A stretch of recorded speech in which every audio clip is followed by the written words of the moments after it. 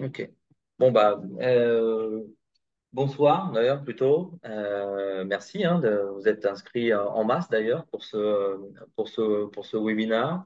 C'est le premier qu'on fait un petit peu dans ce sens-là, mais le deuxième que l'on réalise avec The Box et la CCI Guadeloupe. CC Guadeloupe qui est un partenaire logique dans le cadre de la Team France Export de la Chambre de commerce franco-dominicaine. Et The Box que j'ai découvert moi cet été lors d'un séminaire des directeurs des chambres de commerce à Marseille, invité par le propriétaire de The Box. Et donc, il m'a expliqué qu'il avait un incubateur dans la Caraïbe. Euh, donc, on a un peu sauté sur l'occasion en contactant Fatoumata, qui va nous accompagner aussi aujourd'hui pour présenter l'incubateur, euh, pour faire quelques actions ensemble.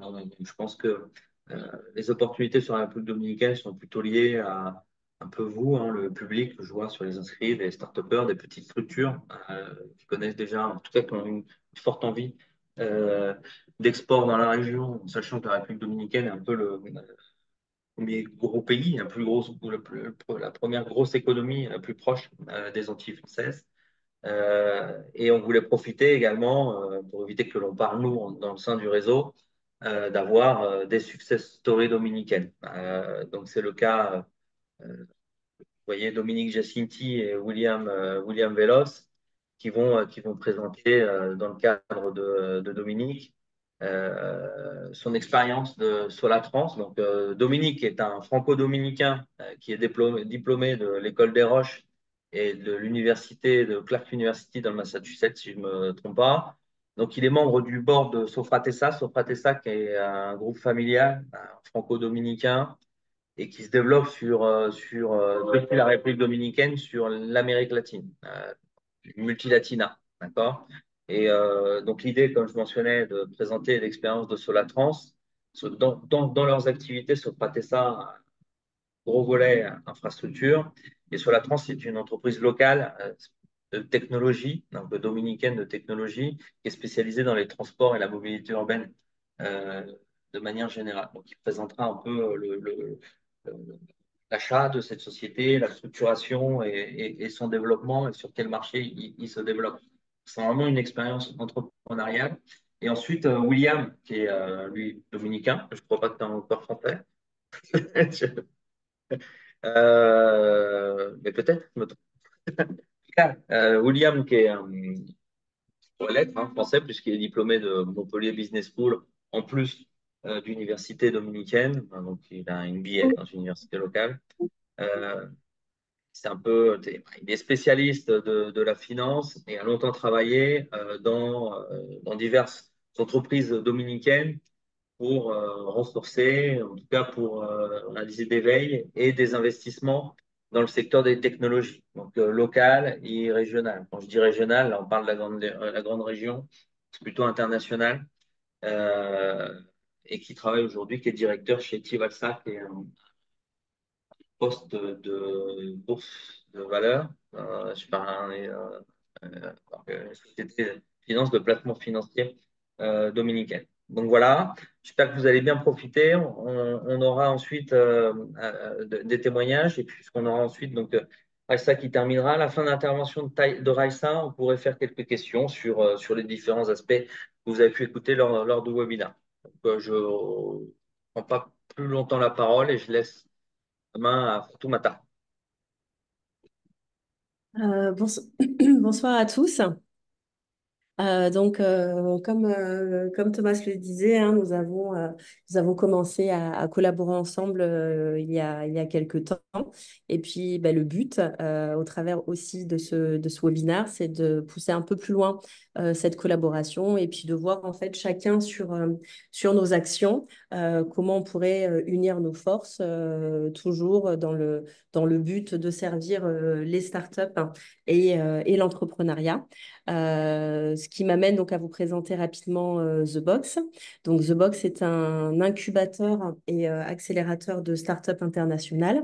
Notre QG, on va dire, et le premier The Box qui a ouvert est en Europe, à Marseille, en France.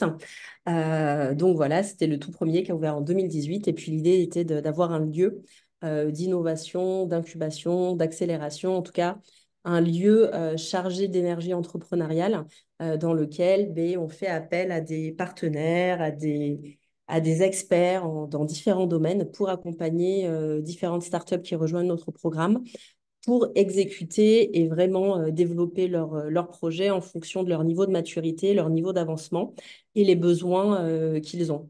L'idée était principalement de trouver des startups, bien sûr, qui répondent aux enjeux innovants de l'industrie maritime, de la logistique, de la supply chain, comme on a été fondé par le groupe CMA-CGM, bien entendu.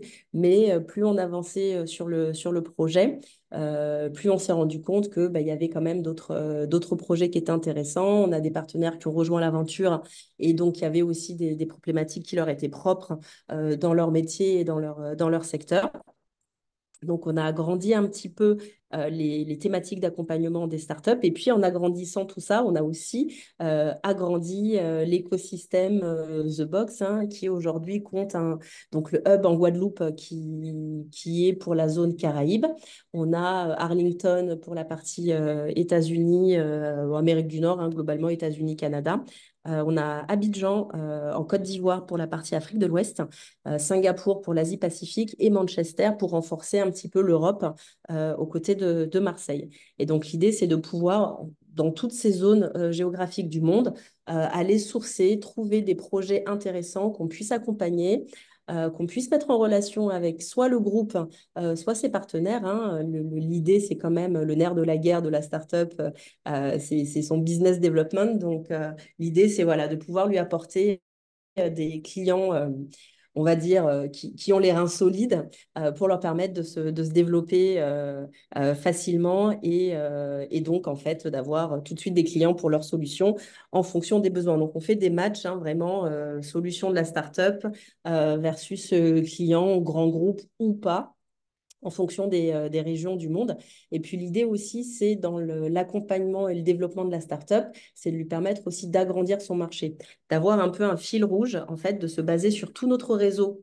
Maintenant assez élargi à travers le monde, de pouvoir vraiment se dire, OK, ma solution marche dans mon hub initial d'origine, comment je l'adapte ou est-ce que je peux l'adapter à d'autres régions du monde pour pouvoir continuer de me développer. Et donc, c'est un peu dans cette idée-là qu'on a commencé à travailler avec Thomas et ses équipes.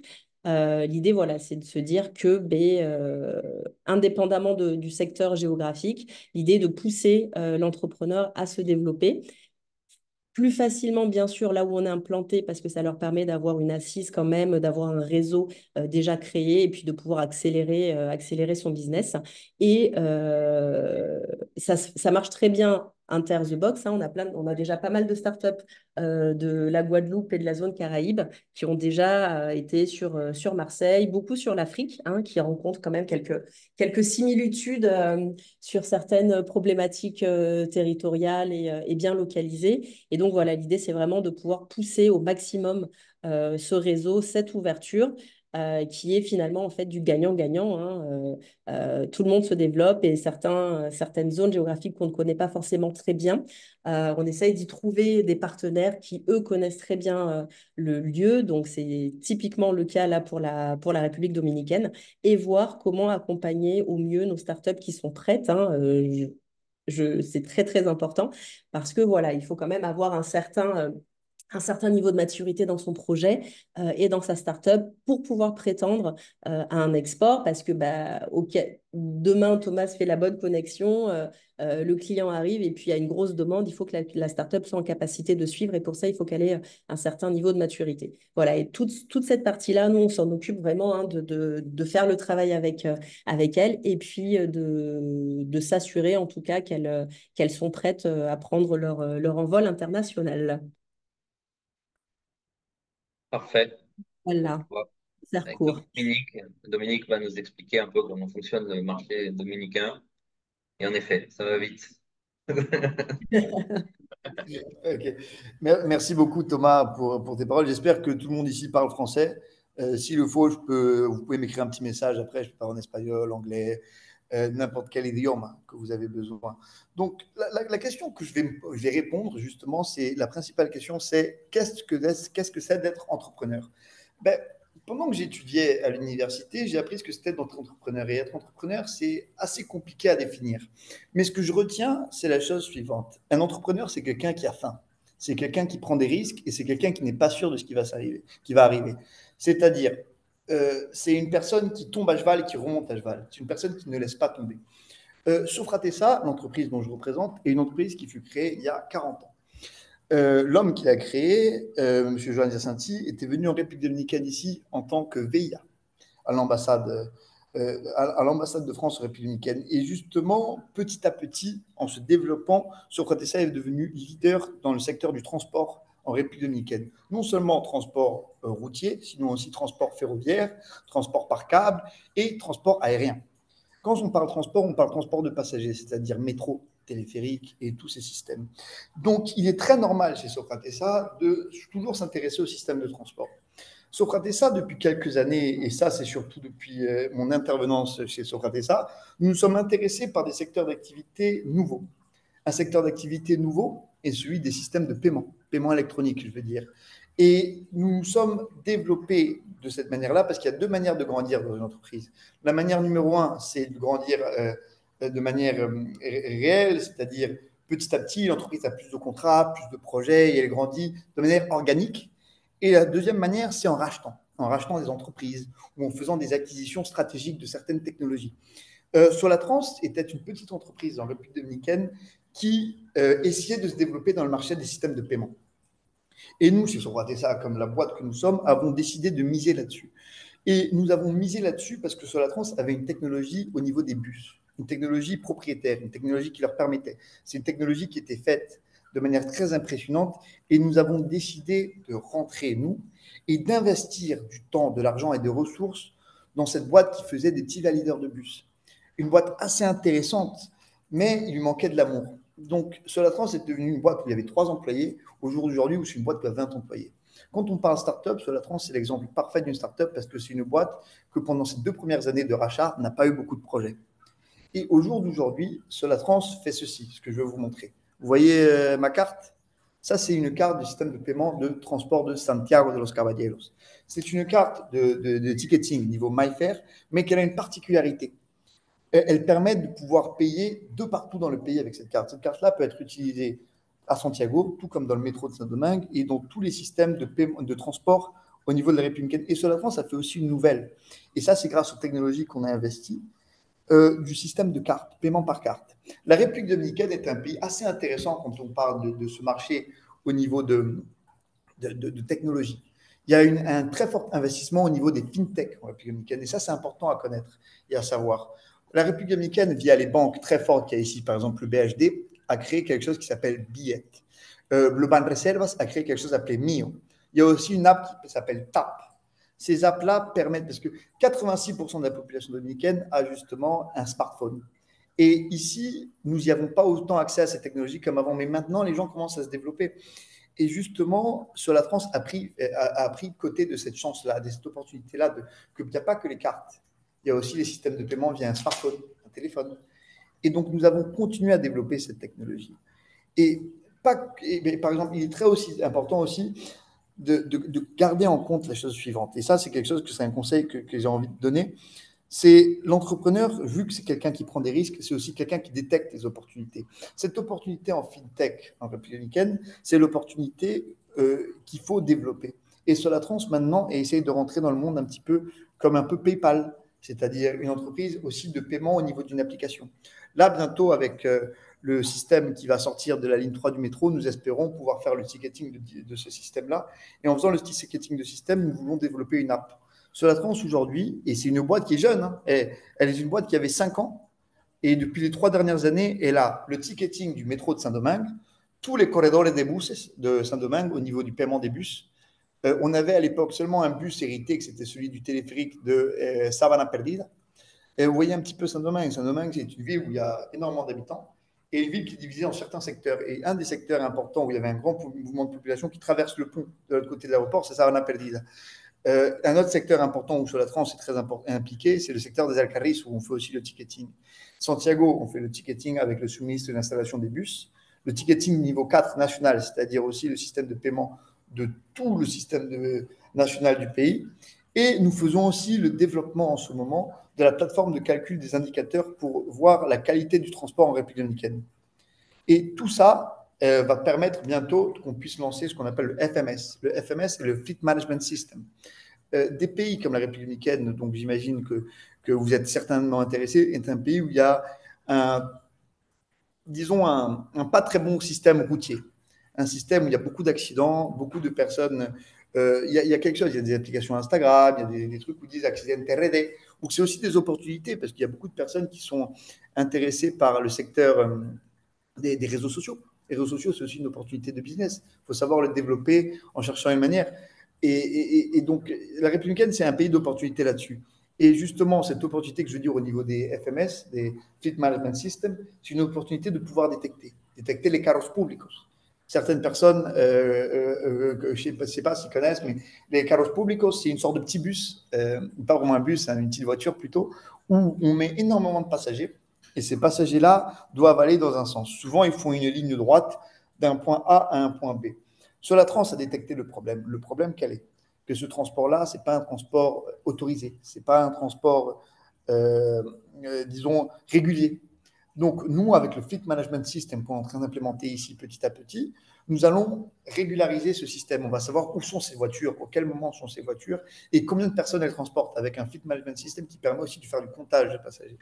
Donc, il faut toujours détecter ces opportunités. Et en détectant ces opportunités-là, vous pourrez être disons, un bon entrepreneur. Et cette technologie que nous avons mejorado, on va dire en espagnol mejorado, et développée mieux chez Solatrans, maintenant, elle nous permet d'être développée dans d'autres pays.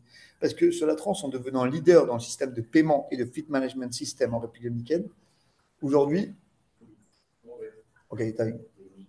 Vous allez m'excuser, je suis au bureau. Et Solatrans, en devenant justement leader de ce système en républicaine, qu'on se permet bientôt d'exporter cette technologie qu'elle a et de l'exporter dans des pays comme la Colombie, où Socratesa est présente, des pays comme le Panama, où nous sommes aussi présents, des pays comme le Salvador, où le président Bukele a annoncé très récemment qu'il souhaite faire un système de paiement assez sophistiqué, des pays comme le Guyana, où il y a une nécessité très forte pour pouvoir déplacer les habitants. Donc nous détectons les opportunités dans chacun de ces pays et en fonction de ces pays-là, nous décidons si nous y allons et nous allons essayer d'implanter cette technologie. Il est peut-être probable que nous ne réussissons pas. Parce que ce qui est, on peut voir beaucoup, par exemple, ceux qui connaissent les États-Unis connaissent qu'il y a des systèmes comme Venmo ou PayPal. PayPal, c'est le système, disons, au niveau fintech, niveau solution de paiement, c'est le système numéro un au monde. Et une boîte comme Solatrans essaie de faire un petit peu comme PayPal, mais elle se diversifie justement parce que par la différence dans le pays et les gens où ils habitent. Et donc, il faut savoir ça, détecter l'opportunité. J'imagine que beaucoup d'entre vous viennent de Guadeloupe. En Guadeloupe, moi, je ne connais pas très bien le pays, mais je pense qu'il est fort probable qu'il y ait aussi ce type d'opportunités qui peuvent se retrouver. Donc, si vous souhaitez, bien sûr, un jour parler fintech, parler ITS, parler FMS ou parler transport, avec grand plaisir, moi, je suis disponible. Vous pouvez me joindre sur LinkedIn ou via email, comme vous le souhaitez. Et avec grand plaisir, je répondrai à vos questions. OK? Merci beaucoup.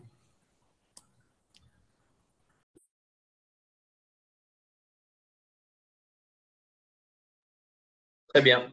Merci Dominique. Très intéressant. William, c'est à toi. D'accord. Je vais vous partager là.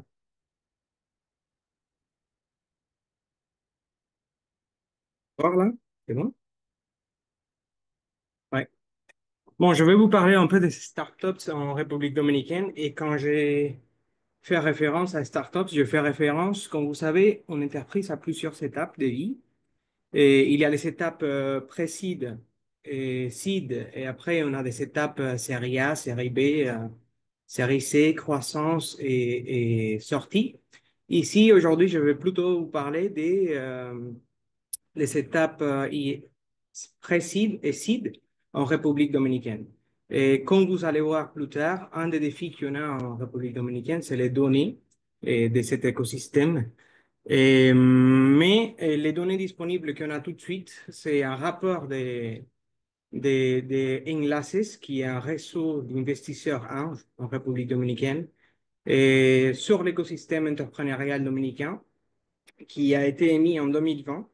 Et là, on peut voir dès 2015 jusqu'à 2019 le nombre de startups financées connues par les marchés, par ce réseau d'investisseurs anges.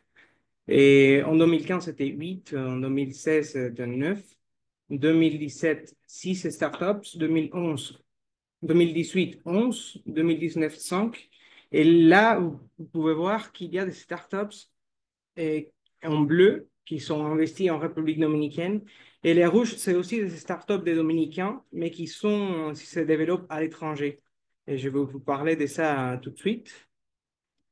Et, mais là, d'abord, je vais un peu approfondir un peu sur ce que Dominique il parlait de l'écosystème, les radars fintech en République dominicaine, de tous les startups. C'est les startups qui ont plus des croissances dans les dernières années, surtout les derniers 5 ans, comme Dominique vous a parlé.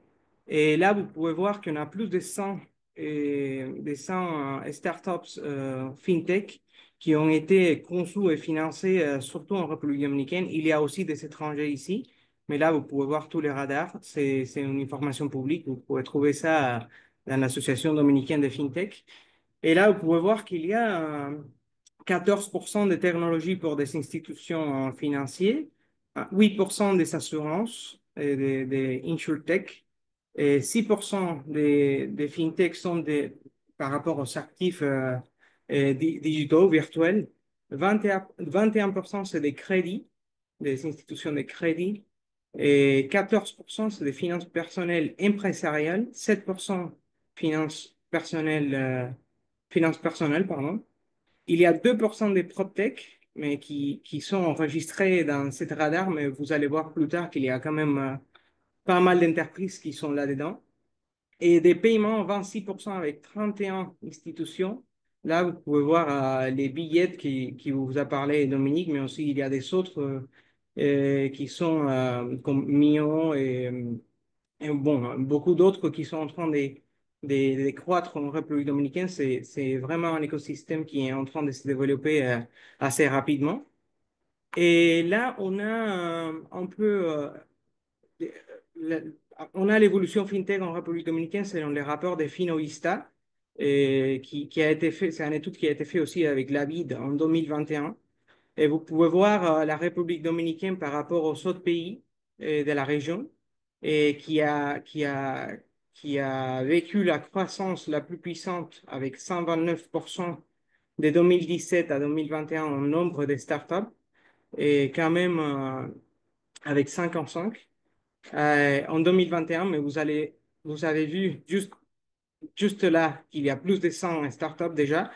Et on a un problème de données publiques, mais c'est quand même un secteur qui est en pleine croissance. Et on va parler un peu pourquoi un peu plus tard, non? Là, je vais vous montrer un peu les investisseurs actifs et investissant en phase de pré-seed ou seed, comme on connaît dans les domaines publics, parce qu'il y a quand même beaucoup de données privées et beaucoup de transactions privées qui ne sont pas forcément enregistrées et pour les publics, pour les publics. Mais là, on a surtout un LACES qui est les réseaux d'investisseurs anges que je vous parlais avant. On a un accélérateur local qui s'appelle Boost, aussi créé en Reservas, qui est vraiment actif dans tout ce qui est startup. Et aussi, on a un petit fonds qui s'appelle Venture.do, qui est aussi en train d'investir dans pas mal de startups qui sortent aussi en République dominicaine. À part ça, je voulais vous parler un peu parce que Dominique, je pense qu'il vient d'un environnement un peu d'entreprises qui ne sont pas forcément seed ou pré-seed, un peu plus grandes, qui sont peut-être en phase série A, série B. Il y a peut-être des gens ici qui sont dans des entreprises qui sont en phase de croissance ou même des sorties, qui sont prêts à faire une sortie en bourse, etc. Il y a quand même un marché de 4,5 milliards de dollars en République dominicaine, des fonds d'investissement publics Et quand je dis public, ça veut dire d'offres publiques qui appartiennent au marché régulé, qui sont en train d'investir dans ces genres d'entreprises. Il y a quand même un marché qui cherche des co-investisseurs et ça a aussi expérimenté une croissance assez importante et qui sont, qui ont qui sont ouverts à avoir des deals qui arrivent avec des gens qui aussi font cette boulot-là, non? Je ne voulais pas vous laisser sans vous donner un peu d'idées des listes de ces startups d'entrepreneurs dominicains qui opèrent en République dominicaine. Et ça, c'est Enlaces qui me l'a passé aujourd'hui pour vous montrer. Il y a des PropTech, on a Alter State et Boio.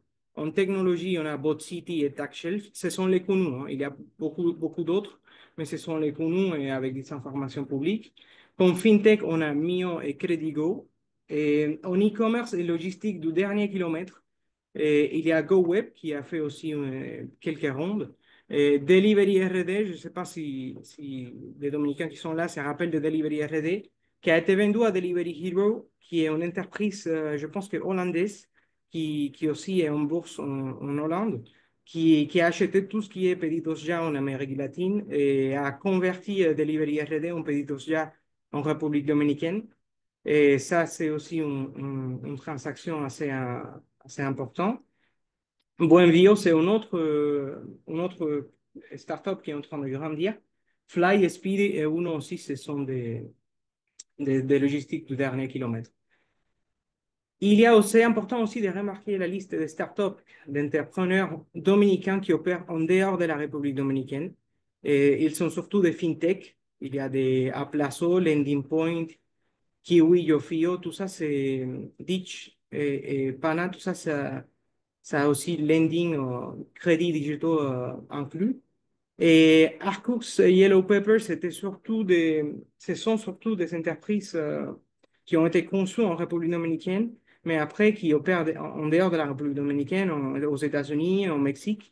Arcus était vendu à Mastercard, ça appartient aujourd'hui à Mastercard, et Yellow Pepper, ça appartient aujourd'hui à Visa. C'est des entreprises qui ont commencé comme une start-up en République dominicaine, mais qui aujourd'hui sont déjà en croissance ou même peut-être en phase de sortie en bourse. Et en technologie, on a Celsasys, RIA et Pocket qui sont aussi, qui opèrent aussi en dehors de la République dominicaine. Et pour finir, je voulais vous parler un peu des défis et opportunités de ce marché des startups et, par rapport au accès au financement. Et, il y a quand même un peu de difficultés pour ces petites entreprises d'obtenir des financements initiaux, des capitaux risqués. Ça peut limiter la croissance de cette entreprise. C'est pour ça que c'est important de faire des webinaires comme celle-ci pour qu'on puisse connecter cet entrepreneur avec des investisseurs qui sont et agrandir l'écosystème. Aussi, il y a un défi de connaissance de l'écosystème. Il y a des gens qui sont disposés à investir. Et il y a aussi des startups, mais ils ne se connaissent forcément pas. Et c'est aussi une des opportunités de commencer à faire des, des, des workshops, des activités comme celle-ci pour les mettre en contact. Aussi, il y a un défi des talents et vous pouvez voir qu'il y a en défi, il y a talent et en opportunité, il y a talent aussi. On a des défis comme des talents comme défis, quand on veut dire, il y a quand même un manque de développeurs, par exemple, qui nous force à chercher des développeurs ailleurs. Mais c'est un peu partout dans le monde. Parce qu'on a aussi les problèmes que les développeurs dominicains sont aussi embauchés par des entreprises américaines et ça ne nous permet pas de trouver des locaux qui sont là, mais qui sont en train de travailler pour les Américains, par exemple. Ça nous force un peu à chercher en Amérique latine, au reste d'Amérique latine, et même en Asie, comme Inde, par exemple. Et aussi, on a un défi d'informalité. Et il y a une culture de l'informalité qui est en train de changer, mais qui est assez prégnant encore. Et ça, c'est un des défis qu'il faut travailler. et aussi infrastructure technologique surtout, et tout ce qui est accès aux data centers, des grandes capacités. C'est pas forcément une start-up sait comment faire et il faut un accélérateur qui l'accompagne un peu à gérer ces infrastructures en cloud, etc. Et en opportunité, il y a quand même une digitalisation des services assez importante. Et il y a beaucoup plus d'Internet, des réseaux partout dans les pays. Et l'investissement étranger est en train de venir en grande escale. Il y a des talents parce que, comme je vous dis, qu'il y a des problèmes des talents pour les startups obtenir du talent qui travaille pour eux.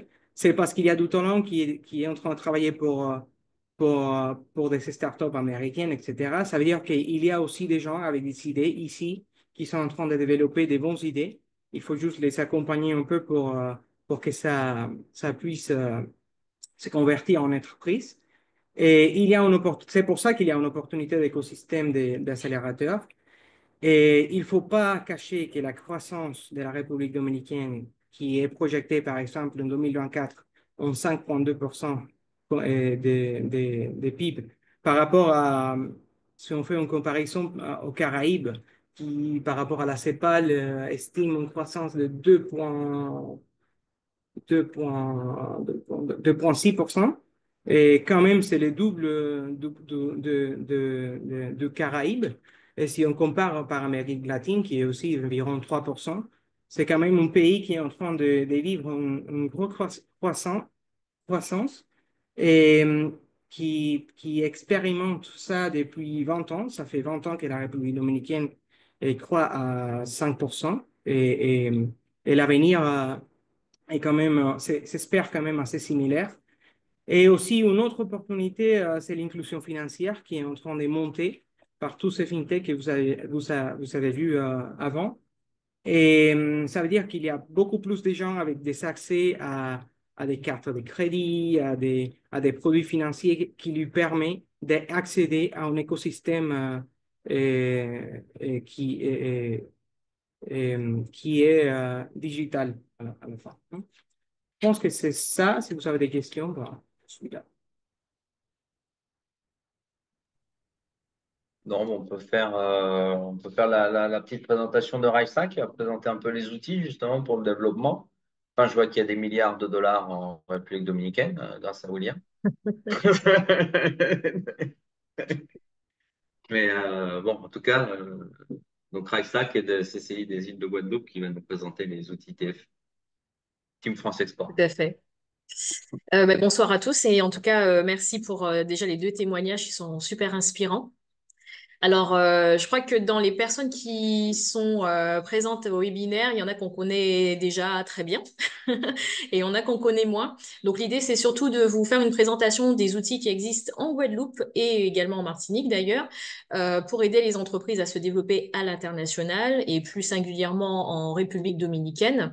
Donc là, en fait, je vais vous faire un petit panorama rapidement de ce qu'on est comme entité, la Team France Export, mais aussi une présentation des outils dont vous pouvez avoir recours à la fois pour le financement, mais aussi pour l'accompagnement.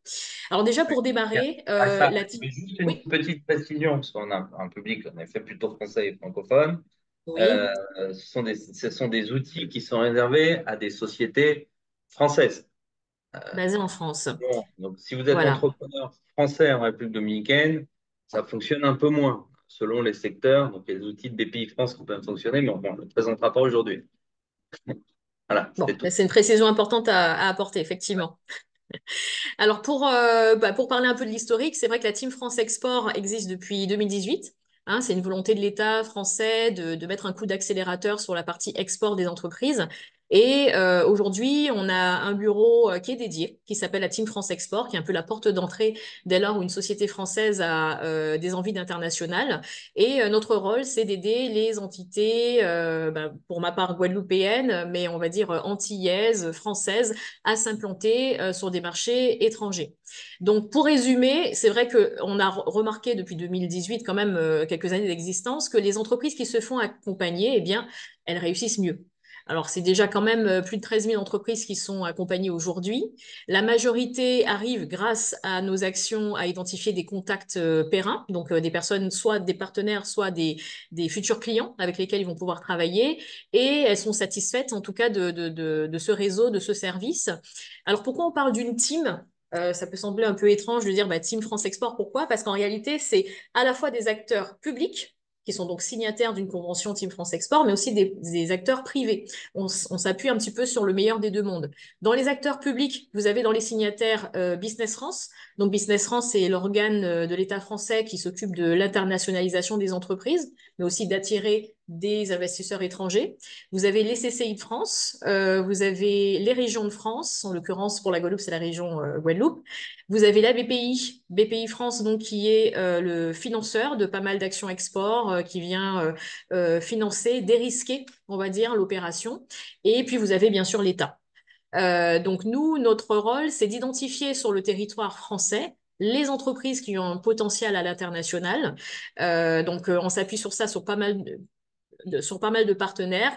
La CCI française franco-dominicaine, donc qui est basée justement à Santo Domingo, est un des partenaires de la Team France Export, fait partie de la Team France Export parce qu'elle fait partie du réseau des CCI françaises à l'international.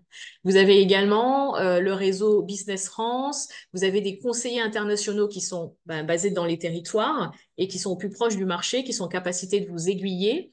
Et puis, vous avez pas mal de ressources en ligne qui sont disponibles, gratuites.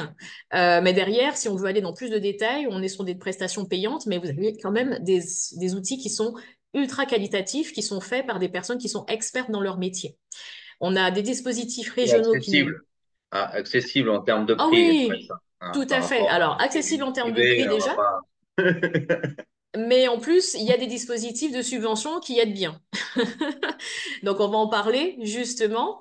Donc, on va parler du dispositif de la région Guadeloupe, par exemple. Et puis après, nous, en tant que Team France Export, installés au sein de la CCI des îles de Guadeloupe, on fait aussi partie d'un consortium EEN. Donc, c'est un dispositif européen, Enterprise Europe Network, qui permet aussi de donner des outils supplémentaires aux chefs d'entreprise.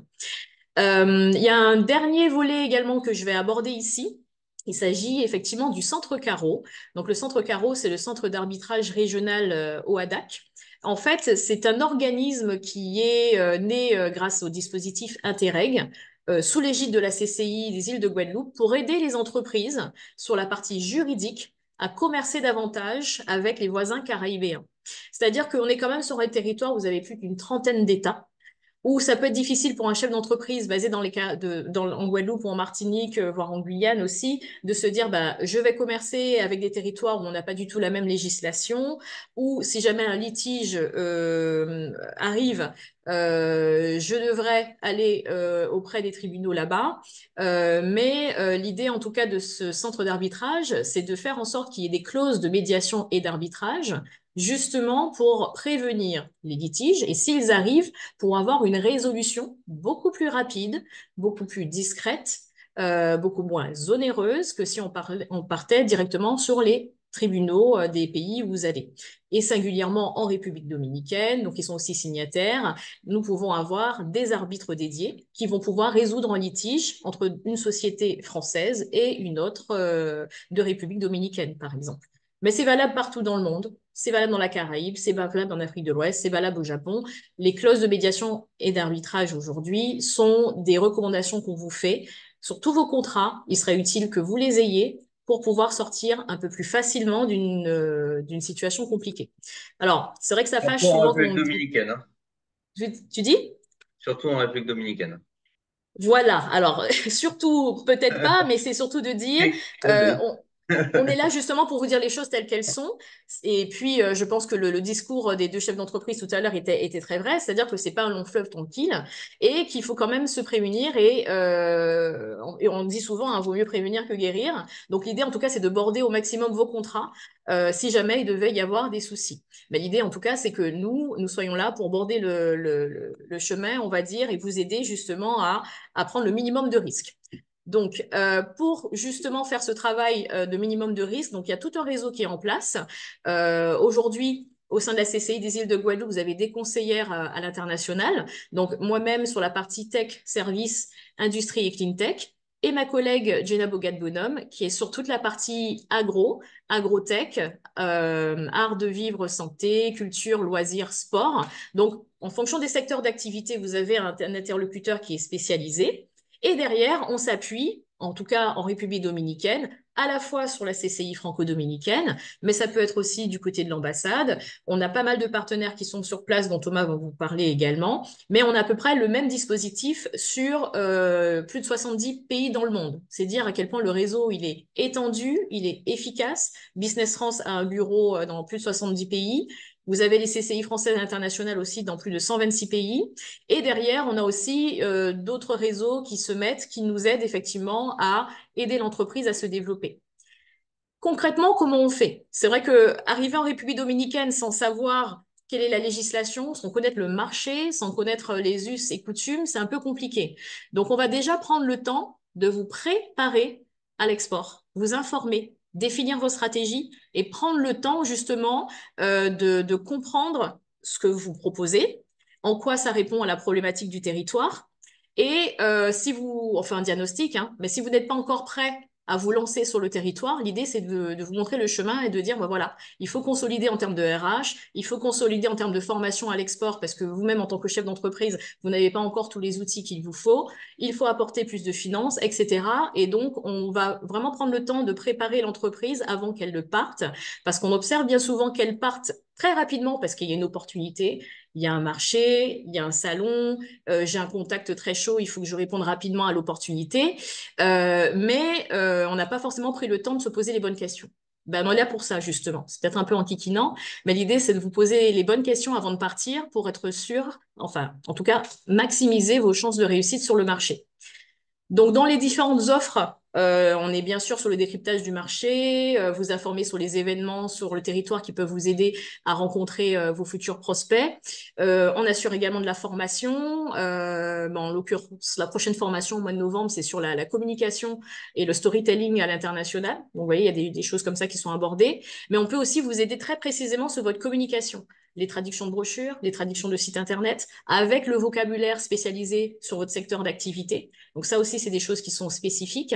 Et puis sur le volet ressources humaines, je pense que Thomas, on a prévu d'en parler un petit peu.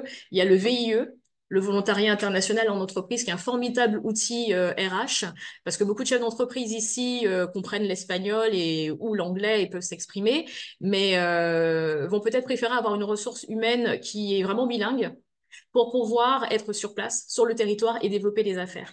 Eh bien ça, vous avez la possibilité de le faire à travers ce dispositif de Business France, qui est le volontariat international en entreprise. Et ça, c'est des choses dont on peut discuter dès lors où vous avez identifié qu'il y a des opportunités d'affaires et que vous avez besoin de déployer quelqu'un sur place. Voilà. Donc, en dehors des événements qui sont organisés, on peut donner l'exemple de la Semaine de France, Thomas, n'est-ce pas, qui est organisée par la CCI franco-dominicaine. C'est vraiment un événement incontournable. C'est un peu la grande messe, en tout cas, de l'écosystème français en République dominicaine, parce que l'idée, c'est de valoriser toute la potentialité, toute l'expertise française sur ce territoire. Et on essaie, en tout cas, toutes les années, d'amener un maximum d'entreprises caribéennes, donc françaises des Caraïbes, sur ce type de marché parce qu'on est, en fait, très pertinent. On a effectivement cette capacité et cette expertise française, on va dire, qui est reconnue dans le monde, avec des diplômes reconnus, avec une expertise reconnue, un savoir-faire reconnu. Mais en plus de ça, il faut quand même prendre conscience qu'on est dans un territoire caribéen, tropical, et on a développé justement un certain nombre d'outils d'adaptation, d'expertise par rapport à ce territoire. L'exemple des transports, il est véridique. C'est-à-dire qu'on a une façon de se déplacer dans les outre-mer français et on va dire en République dominicaine qui peuvent être similaires. Et donc à ce moment-là, on a les mêmes enjeux. Et sur notre territoire, on a pu innover, apporter un certain nombre de solutions. L'idée, c'est de se dire peut-être que ces innovations et ces solutions peuvent être utiles en République dominicaine, voire en Amérique latine. Et c'est vrai qu'on essaie aussi de le présenter comme ça aux entreprises de chez nous. C'est dire, vous savez, vous êtes en République dominicaine, mais derrière, ça vous offre aussi les portes de territoires tout proches, comme la Colombie, le Mexique. Effectivement, c'est aussi une façon d'aborder les choses. Je vais terminer là-dessus sur les aides financières à l'export, parce elles existent. Il convient vraiment de se les approprier. Alors, il y a une première aide qui s'applique à tous les territoires d'outre-mer. Dès lors, vous avez votre siège social en Guadeloupe, Martinique, Guyane, Réunion, Mayotte. Maintenant, c'est ouvert aussi sur le Pacifique et la Nouvelle-Calédonie. Vous pouvez bénéficier d'un accompagnement qui va financer entre 50 et 75% des prestations de la Team France Export. Que ce soit du côté CCI Guadeloupe, Business France ou CCI franco-dominicaine.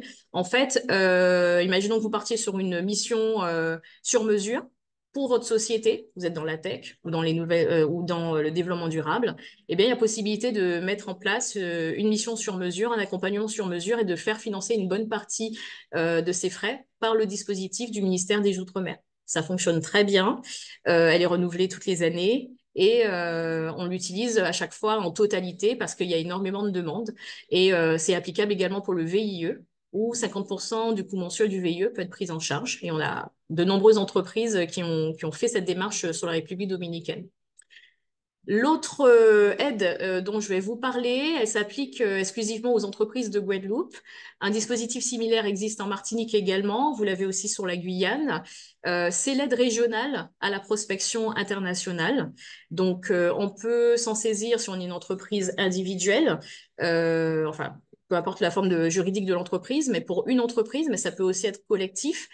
L'idée, c'est de vous aider à financer la structuration du projet en amont, les études, les conseils de vos avocats, la réglementation, l'adaptation du produit. Il faut traduire, il faut s'adapter aux normes locales, etc. Au déplacement sur les événements ou sur les missions, tout ce qui est billets d'avion, hébergement, mais également tout ce qui est lié au marketing et à la communication, parce que vous n'avez pas communiqué en République dominicaine comme vous communiquez en Guadeloupe ou en Martinique. Donc voilà, tous ces frais-là peuvent aussi être pris en charge en partie par cette subvention. Donc globalement, l'idée, c'est d'aider les entreprises de chez nous qui se posent la question, est-ce que j'y vais à l'export, qui n'ont peut-être pas une trésorerie suffisamment costaud pour y aller comme ça, mais on donne un coup de pouce significatif du côté de la région Guadeloupe pour commencer, mais aussi du côté du ministère des Outre-mer pour faciliter les premiers pas à l'export pour l'entreprise. Et une fois qu'elle est initiée, une fois qu'elle commence à signer ses premiers contrats, ça y est, elle est lancée, on est sur un courant d'affaires régulier. Alors le chemin est long, hein, c'est pas des choses qui se font en quelques mois, ni même en une année. Voilà, on y va, peut-être que ça fonctionne pas du premier coup, on y va une deuxième fois, ben c'est déjà un peu plus positif. Donc, c'est des dispositifs où on sait que ça va bien vous prendre 2 ans, 3 ans avant de vraiment déboucher sur un courant d'affaires stable. Donc, c'est vraiment un travail de longue haleine. Donc, c'est pour ça qu'on parle d'un accompagnement qui va sur le long terme. Donc, nous, en tant que conseillère, que ce soit Jenna ou moi, ou celle de Martinique ou de Guyane, parce que pour le moment, l'équipe, elle est plutôt féminine. On est là vraiment pour vous aider, border le projet, faire le diagnostic, vous aider à mobiliser les aides, et puis derrière, vous aider à vous développer. Donc, voici ici les coordonnées de l'équipe. Vous êtes bienvenus à nous poser toutes les questions que vous avez sur le chat. Il y a une partie questions et réponses. Je ne sais pas s'il y a déjà des questions. Mais dans tous les cas, on est là, on est à votre écoute. Et puis, généralement, quand on a des demandes voilà, spontanées d'entreprise, derrière, on met en place un rendez-vous individualisé pour comprendre un peu vos besoins. Et après, valider avec nos partenaires en République dominicaine que votre solution est intéressante pour le territoire. Voilà. Je vous remercie pour l'écoute. Super, Aïssa. Merci. Tu nous as bien promu. Les choses sont claires. Un réseau qui fonctionne plutôt bien Oui, avec la CCI Guadeloupe et la CCI Martinique. Bon, moi, je les connais depuis très, très longtemps. Bah, c'est assez nouveau pour la Guadeloupe, mais en tout cas, le service export de la CCI, c'est plutôt le conseil régional qui se chargeait de ça à l'époque. Mais non, non, mais c'est vrai que c'est très, très bien parce que nous, en effet, on est le récepteur. Hein, donc, mais le tissu économique local, on ne le connaît pas. Les sociétés, on ne les connaît pas. Et il faut être et c'est bien d'avoir vraiment des structures efficaces dans les CCI aux Antilles qui permettent justement de vous accompagner et d'identifier des marchés sur lesquels vous pouvez positionner. C'est assez différent. Oui, alors, ceux qui veulent faire des questions, vous pouvez lever la main. On a déjà une question. S'il existe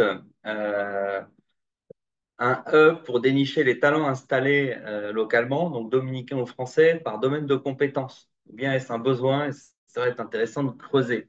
Donc, j'imagine que c'est une question plutôt sur la partie dominicaine, puisque, en effet, Raissa mentionne les VIE, qui est un système qui fonctionne très, très, très, très bien euh, depuis les récentes années, en fait, c'est vrai, sur la République dominicaine, et notamment avec l'initiative Entrepreneurs français de l'étranger, ou entreprises françaises de l'étranger. Donc, ce sont des entreprises de Français installés dans les pays. Donc, et la République dominicaine, notamment d'ailleurs avec Sofratessa, a été la première entreprise. Du coup, la République dominicaine était le premier pays à accueillir des VI de ce secteur.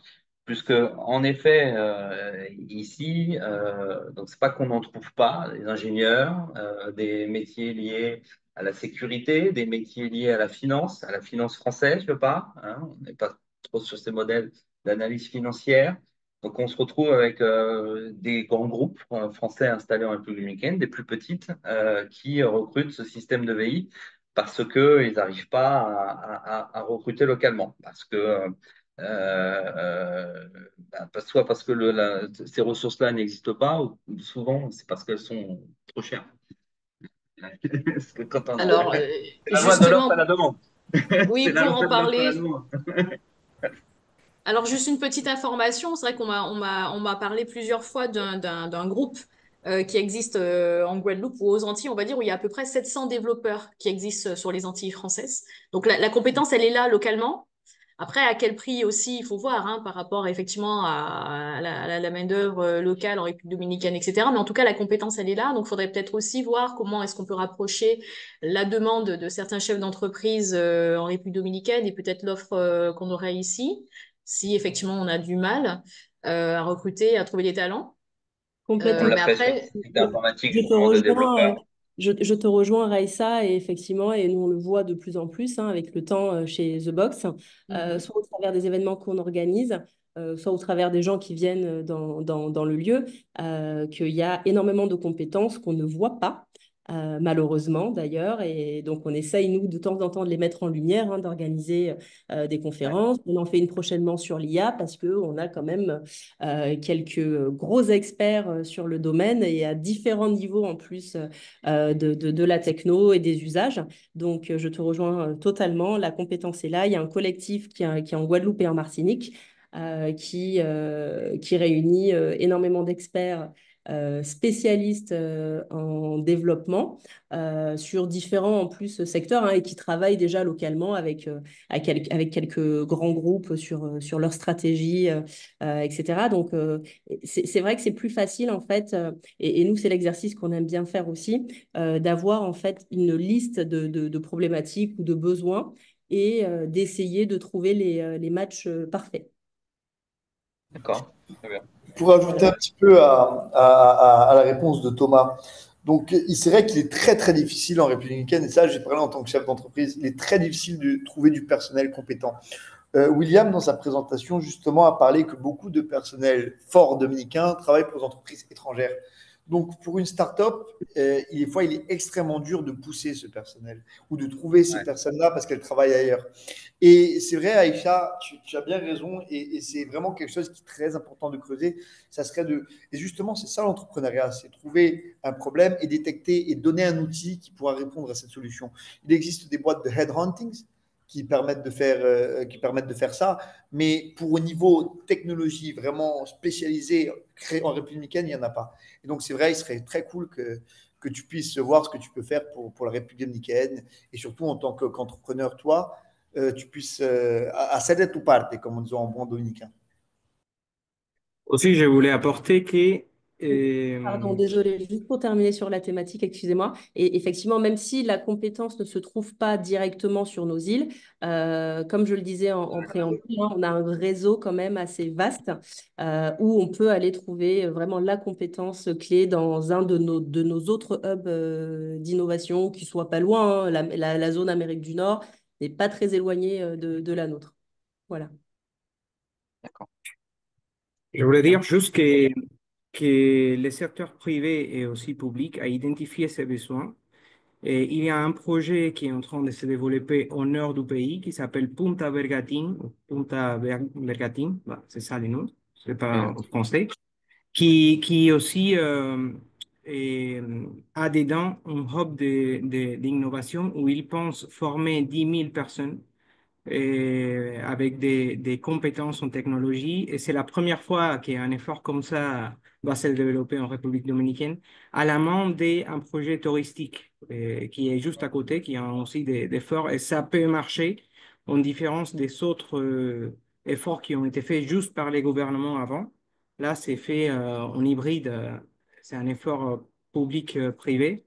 Et on pense que ça peut donner des bons résultats dans 3 à 4 ans. On verra. Ouais. C'est une population très jeune en République dominicaine, hein. 50% de la population a moins de 25 ans.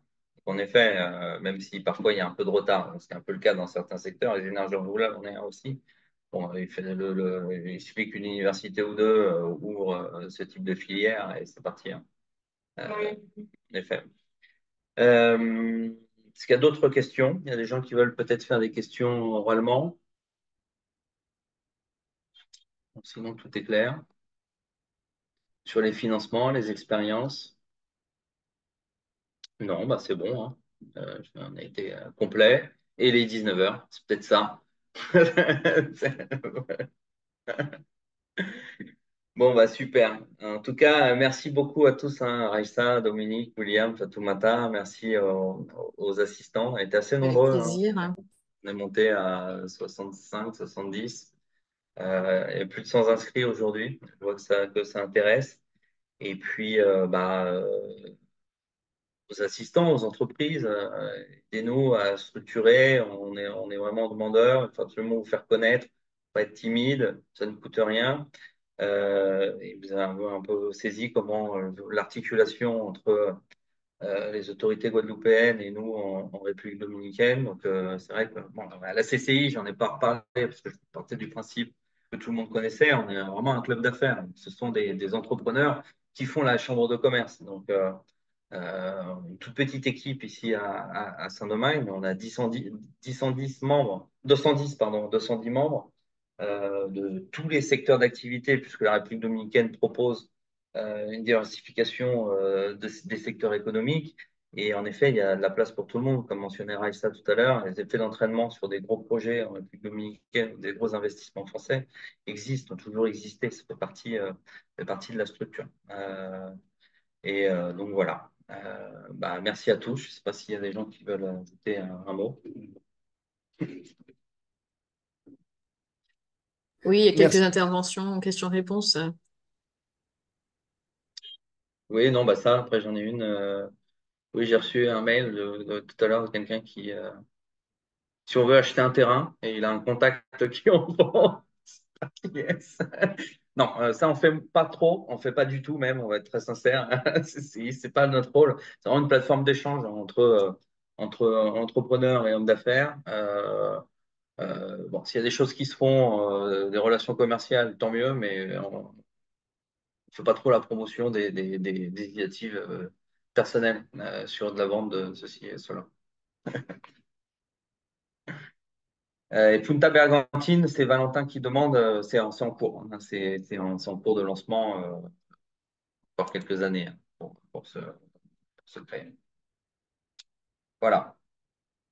Bon, bah, très bien. Bah, merci à tous et puis bonne soirée. Ciao. À Bye bye. tous, bonne soirée et à bientôt.